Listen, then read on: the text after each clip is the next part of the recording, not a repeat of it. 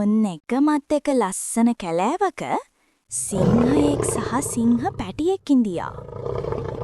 ඒ සිංහයා හරීම තේජවන්තයි.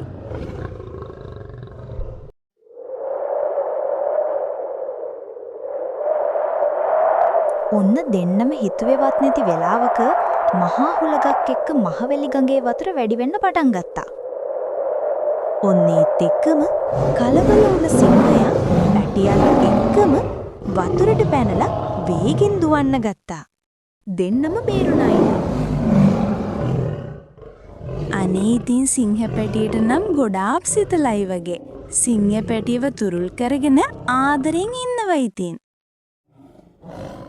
ඔන්න ඉතින් මේ එක්කම අවට වටපිටාවේ මහා ශබ්දය ගැන නිපුණ සිංහයා සහ කැලුම් පෙටියා විපරමින් ඉන්නකොටම මහා කන්දක් පහළට එනව දැක්ක නිපුණ සිංහයා සහ කැලුම් පෙටියා එතනින් බේරෙන්නත් දුවන්න පටන් ගත්තා.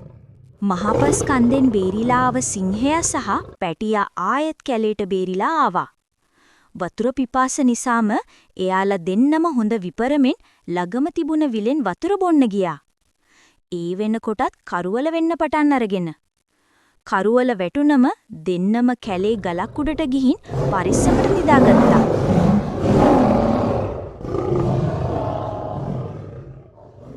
ඔන්න ඉතින් මගේ අලුත්ම වැඩේ හොඳයි නම් channel එකත් subscribe කරලා වීඩියෝ එකටත් like එකක් දාන්න අමතක කරන්න එපා.